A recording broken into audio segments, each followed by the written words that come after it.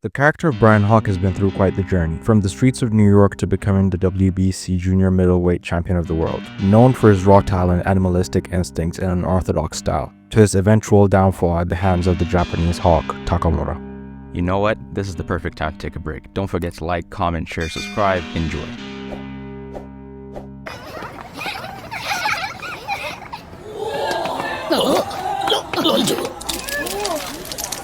Brian Hawk is one of the most notorious antagonists in Hajime no Ippo, a naturally gifted boxer with raw talent and street fighting instinct that made him world champion without proper training. His ecstatic love for violence and arrogant personality made him a perfect villain for Takamura's first world title challenge.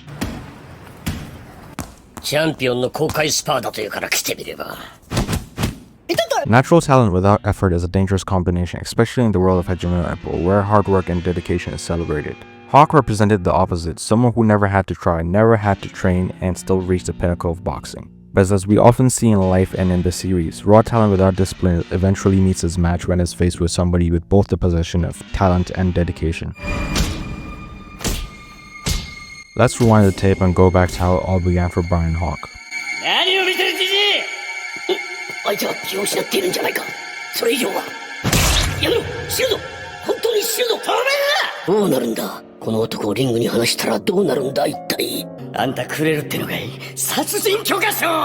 Hawk's journey started in the harsh slums of New York, where survival was the only rule. Growing up in life or death street fights, he developed a primal instinct for combat. Unlike our protagonist Ippo, who learned discipline on fishing boats, or Takamura, who channeled his delinquent energy into boxing, Hawk's education came from the brutal necessity of staying alive. His defining moment came when the world-renowned trainer Miguel Zale, the same trainer as Wally also, we have a video on him, he spotted him in an alleyway. Hawk had just defeated an armed attacker with his bare hands, and was continuing to beat the unconscious man in a state that would later on be known as his ecstasy, a burning sensation in his body that would only be satisfied through violence or women. Miguel, seeing potential in this raw and untamed talent, lured Hawk into boxing by calling it a license to kill, a way to unleash his violent urges without consequences.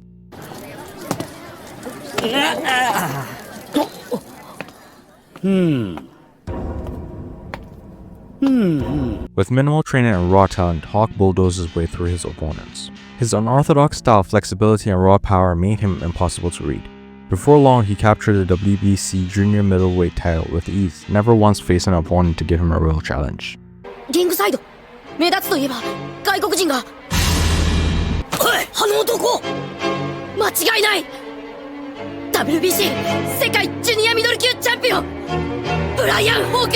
But success without struggle breeds arrogance. Hawk spent more time with women than in training. When the time for his first title defense came, he disappeared from his gym for 9 days before the fight. His contempt for Japanese boxers was evident when he crashed Takamura's match versus Morris West.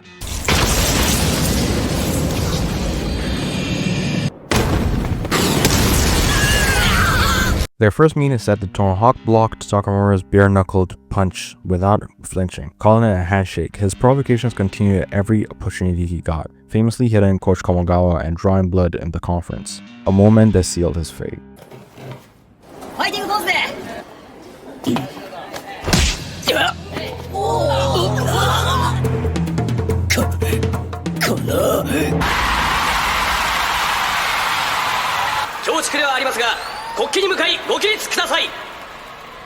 When the fight night came, Hawk made a flashy entrance that was both disrespectful and also it was exactly what we came to expect from him. The fight itself was pure box office.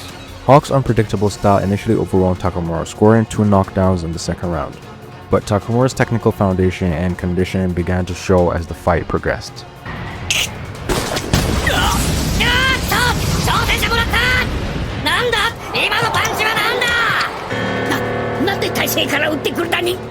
By the 7th round, we saw something that we've never seen, something new in Hawk's eyes: fear. For the first time in his life, he faced an opponent that he couldn't easily defeat, someone that had determination but also raw talent.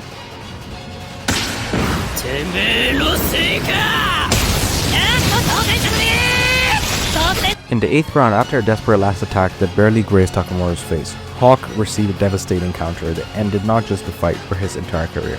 As the ref counted to 10, there was no coming back. Hawk had lost both his title and fighting spirit in one brutal moment.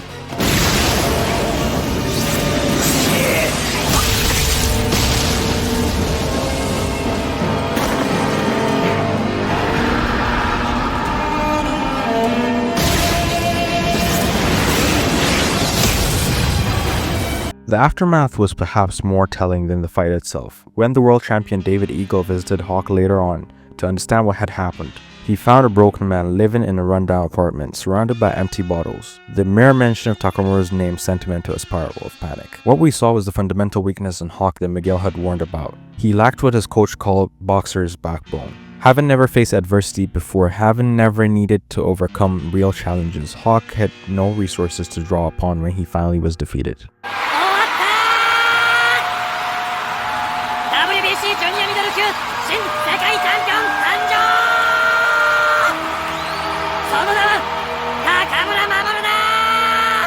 What truly makes Hawk a fascinating character is that he represented the danger of untamed talent. His fighting style, bending backwards, hanging by the ropes, throwing punches from impossible angles, was pure athletic brilliance. But without discipline, without the foundation that comes from training and facing adversity, all that brilliance crumbled under pressure. 終わりにしたから六本木行こう。部屋で一汗かいた後でね。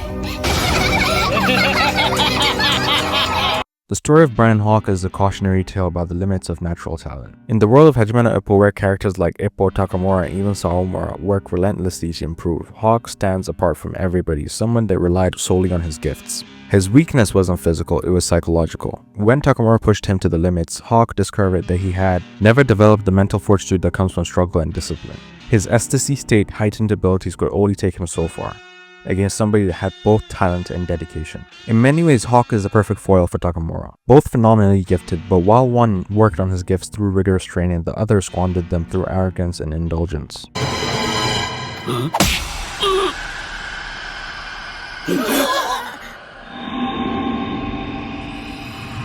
Hawk's character serves as the perfect illustration of one of life's fundamental truths. Talent can take you far, but character determines how you handle the inevitable moments when talent alone isn't enough. But yeah, let us know what you think about Bryan Hawk in the comments down below. Was he your favorite villain? Do you think there was something that he could have done to redeem himself? And is there a character that you want to see us cover next? Don't forget to like, comment, share, subscribe.